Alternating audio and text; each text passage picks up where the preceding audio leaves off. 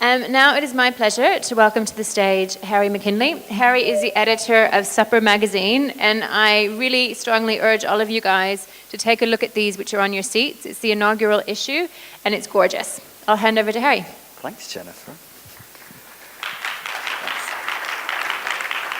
So I'm going to speak very briefly because we will very shortly have Bob Puccini on stage with me, who is the founder of the Puccini Group, who this year are celebrating their 20th anniversary, which is quite exciting. So I'm just going to touch upon a few overarching themes in F&B design, and then I'll discuss those more with Bob. So to dive right in, I thought that this was an interesting opening, because unless you're already familiar with the venue, I think it might be quite surprising for some people. This is the new burger concept, the Holiday Inn in Brighton in the UK. With branding, interiors, and concept from a company called Superfutures, there's the possibility that they might roll this out across the Holiday Inn brand. I think what was particularly interesting about it is, as I said, it's unexpected from what you might consider to be a mainstream mass consumer hotel brand. This idea that the expectation from consumers is being increasingly elevated, and people want a well-designed, well-thought-through F&B space regardless of price point. Also, it has a separate entrance, which I think is something that's quite interesting because it shows that they're trying to capitalize on this idea of the restaurant as a neighborhood destination, and therefore appeal to an audience that Holiday Inn, for example, may not typically reach. Contrast this with Firebird Diner at the Four Seasons, the DIFC, which is just around the corner here. And as concepts, as burger concepts, they're not worlds apart, and yet they're both appealing really to kind of different sectors of the market. One, mainstream, the other 5-star, and yet I think it signifies the fact that two areas which have previously been poles apart are becoming ever increasingly aligned based on changing consumer appetites. Location, location, location. So basically this is all about the idea of restaurants which are using the location as a means to drive the concept, defining themselves on their locality. So in the bottom we have a shot from the new canopy, which will be opening soon in Reykjavik from Hilton. This really defines itself based on its location. The food is local, the design is local, and then you look at Burger de Ville in the top corner. This was a concept that comes from the 25 Hours Bikini Berlin Hotel. This was set up as a temporary F&B venue while the hotel was in construction, but proved so popular it's now a permanent fixture. Why did it work? Because it really shows an understanding of who their audience is, but also their location and the people that frequent it. You have Oscars, which is one of the Ferndale Hotel F&B venues. It draws inspiration from the Bloomsbury Group, which is very relevant to the neighborhood specifically in which it's located. You have Seymour's Parlour on the bottom, which is from the Zetter Hotel. It was basically based around the concept of the private residence of the fictitious wicked Uncle Seymour, which I think just goes to show that all consumers are really looking for is a narrative. So you can draw upon your surroundings and create a story, even if it's entirely fictitious. Intimate spaces for intimate experiences. I thought it important to touch upon the increasing importance of creating intimate spaces through design. You have Igneve in Switzerland, which was basically a brand new concept. They came in and they did away with a restaurant which was very traditional, had been there for years and years and years. And what you have is an intimate space, but instead of banks of 2- and 4-seat tables, you actually have larger seating areas, which you think would make the experience less intimate, but in actual fact, it has the opposite experience. It encourages people to sit together, it feels more communal, and that brings a sense of intimacy through design. And then finally, fit for multi-purpose. This is something that might seem very relevant to the hotel industry, but I think it's something that will become increasingly important to independent restaurants as well, which is the idea of F&B spaces that deliver on multiple fronts. So on the one side, you have SP34 in Copenhagen, who do this very well. You have eat, work, check-in, everything in one space. And then I really like Mendeley Street as well, which I think is a great example of this. So on the outside, you have a functional outdoor eating area, looking through to an open lobby, looking into a bar, and then going straight across to the restaurant. So you have spaces that are made multifunctional by virtue of intelligent design. And I think that's something that we're going to see filtering across through both hotel F&B and also the independent sector. So I wanted to keep that very brief, but it's a few overarching things, and I'd like to introduce Bob Puccini to talk a little bit more about some of those ideas. So if we could welcome Bob to the stage.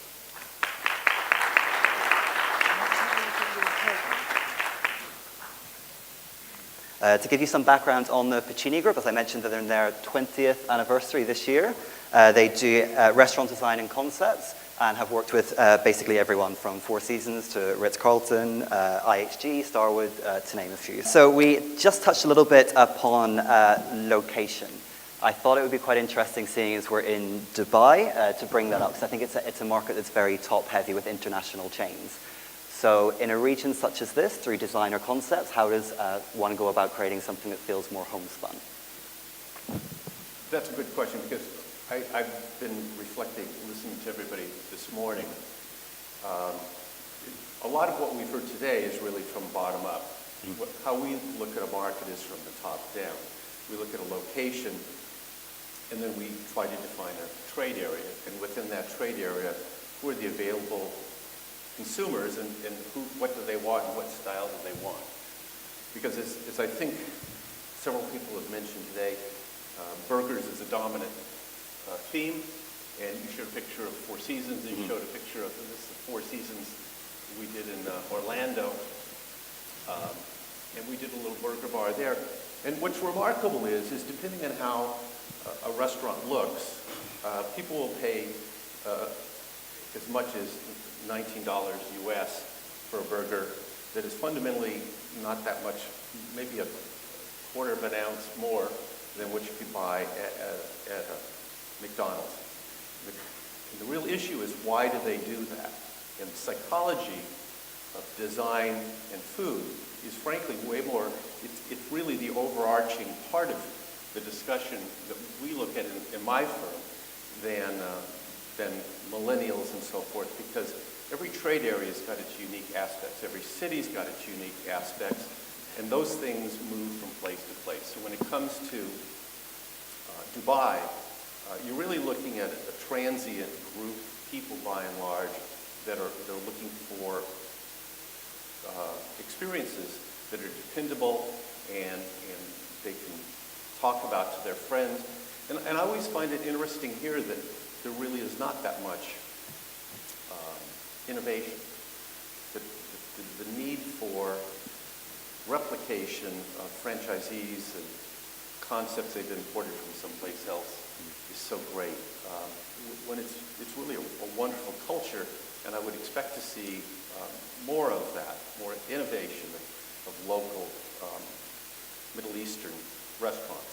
We're actually working in Ras Al Khaimah right now on a couple of restaurants that are local restaurants. I'm really happy to say, and I think that they're going to be very, very successful there, because the local market wants that, and you have to understand who the market is, what they want, and give it to them. And once you basically follow those three steps, restaurants have a higher likelihood of being successful. I think somebody said, if they didn't, I read the statistic that nearly 50% of independents fail when they open a restaurant. But the same thing is true with chains. And chains fail for almost the same reason. They think they can put a restaurant anywhere if they don't look at who the market is, and then they wonder why nobody comes. So what we do with our design is we try to understand a marketplace, then we design a restaurant around who the bulk of those consumers are. We try to give them what they want, knowing that not everyone is a millennial. In fact, if I look out on the audience today, I don't see many millennials out there.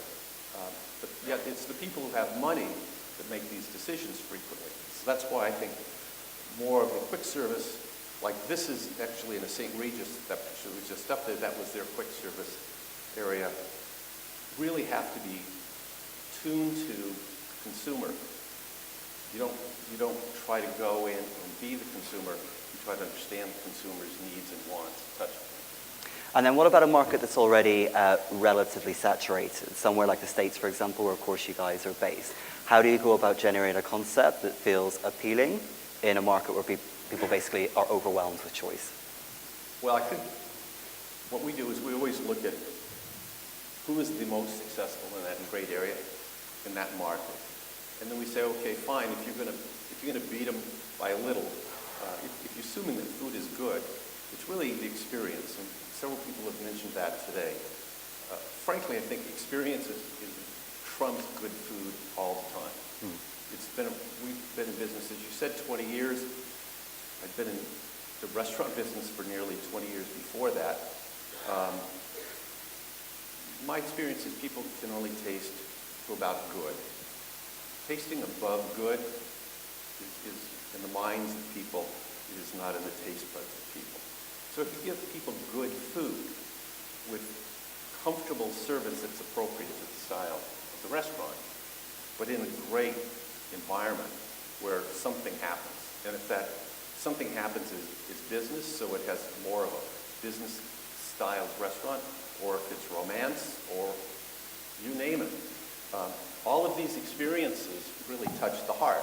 And the restaurant business is just about as much about touching the heart as it is about touching the stomach. Eating is the reason to go. The experience is what you hope to have happen when you're there. So what we do is we focus on that. And so to answer your question specifically about Dubai, what we try to understand is in that spectrum of experiences and foods that are out there, and this is true of any place, what can you do and where is that place that is available to develop a new restaurant? Because just like we all wear different clothes, sports coat today, suit tomorrow, or maybe jeans and a t-shirt, doesn't change who I am and how I want to see things. What it changes is how I approach that. And so in every market, you need to look for how, if there's top-heavy and dressy restaurants, you may want to come right below it with a more casual version of that people would wear different clothes to, but it would still appeal to them in a different occasion. Because you have to look in the panorama of experiences that people have in everyday life as a means to try and figure out what restaurant's available. So where most people today, it seems like in the discussions this morning, have been from the bottom up. We always try to look at a market from the top down. And so what role does design play then in creating a guest experience? Well, it's incredibly important because we all live, I mean, if you think about it, I was walking through the mall here when I arrived on Sunday on these curved screen, high definition, gigantic screens. I mean, our lives are so rich with visual stimulation that for all of us, you know, I remember talking about when 3D movies first came out that were really high quality, maybe 5 or 10 years ago. You know, how can we all live in a 2D world when there's such strong 3D? And the same thing's true with restaurants. And I think this is really what's animating a lot of the interesting growth, is because as this happens, it accumulates more and more speed, more and more variety, and from a consumer standpoint, they don't care if it costs you $1 million, $2 million, $3 million, $4 million, because they get the benefit of it because what they're paying for is fundamentally the same. I mean, you may see a bandwidth, let's say, of burgers from $2 at a McDonald's to maybe $15 or $19 at a Four Seasons, but that's a very small amount of money for the experience that you anticipate getting. So if you look at this more from an experiential standpoint, there is an upper limit to which you can usually charge for anything.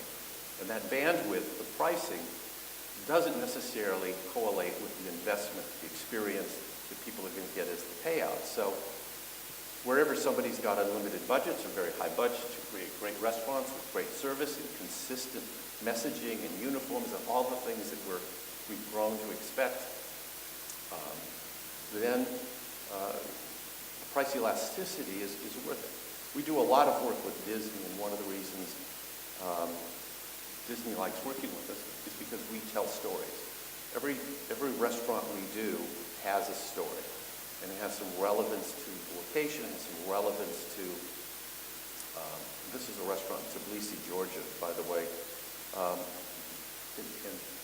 somebody was talking about dry aging. That's a dry aging room that we're doing in front as a visual for the consumers. Everybody, everywhere today, because of media, knows what good looks like.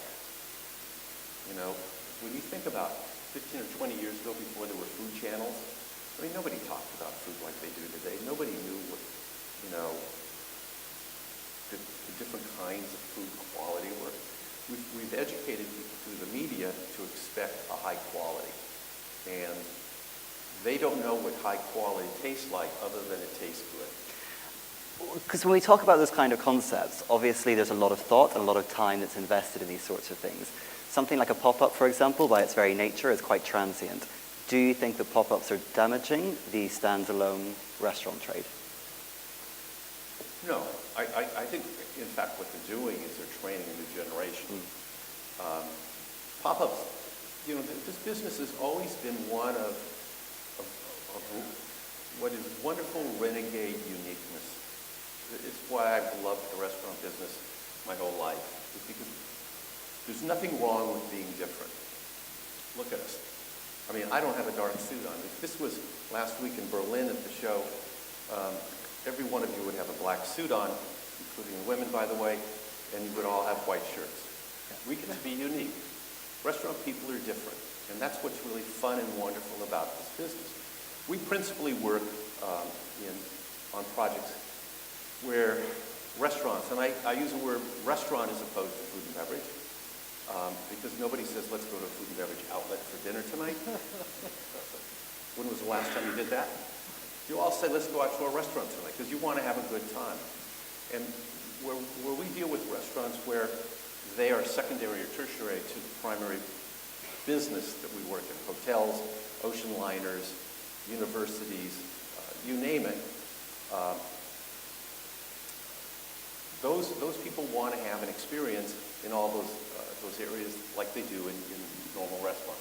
So when you ask about pop-ups, if you think about airports, I was a speaker at an airline conference about a year ago, and if you think about, at least in the U.S., a lot of older airports have got the worst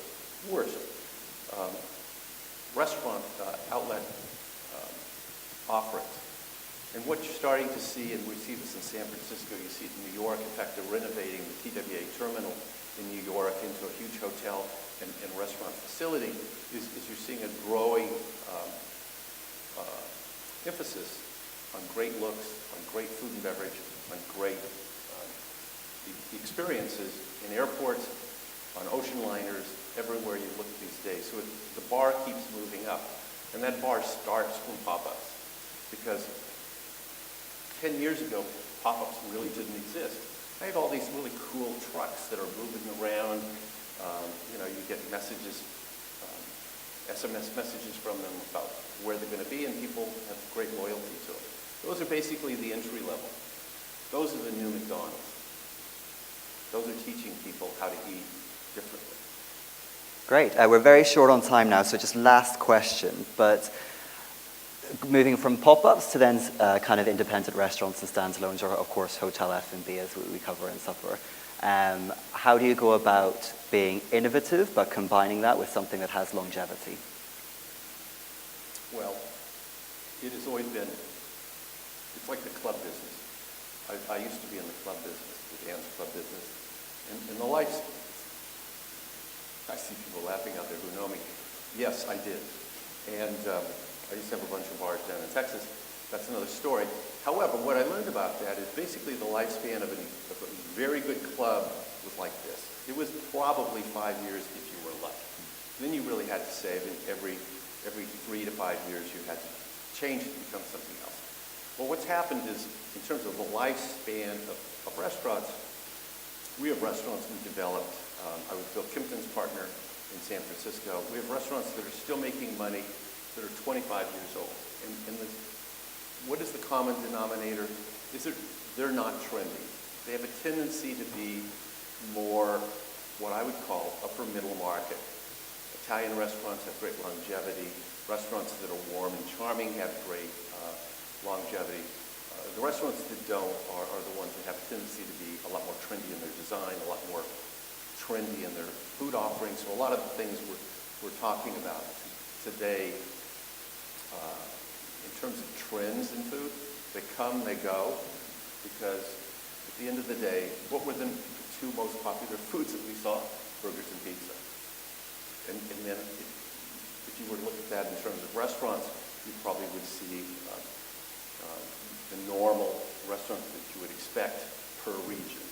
In the United States, it would be American, it would be Italian, and then you start to drop down to subsegments of that. But what people are looking for over the long haul is reliability, quality, and an experience that they can count on. So, because there's a little bit of an embarrassment if you go someplace and it's not so good. I mean, I'm sure you've all experienced that. You want to go someplace with friends, or it's a date or a business partner, and things don't go right, and you think, oh my God, I suggested this restaurant. This is just about as much about me as it is the restaurant. So there's a big burden upon a restaurant in terms of its operations and its offering, in terms of really not just supplying its guests with good food and service. It's making them happy that they went there. And that's a much different kind of responsibility than most of us, I think, take. And so a lot of that comes from design, a lot of that comes from the choreographing of the service style and the quality of the food with the experience. Great. Well, that went remarkably quickly, but we're going to have to wrap it up. We don't have time for questions, do we? You can take one. We can take one question. Anyone? There aren't any. So, I think they're hungry. great. So thanks. Obviously, Bob and I will be about the next couple of days. You all have a copy of the magazine on your seats, so if you have any questions, please do find me. Thank you so much, Harry and Bob.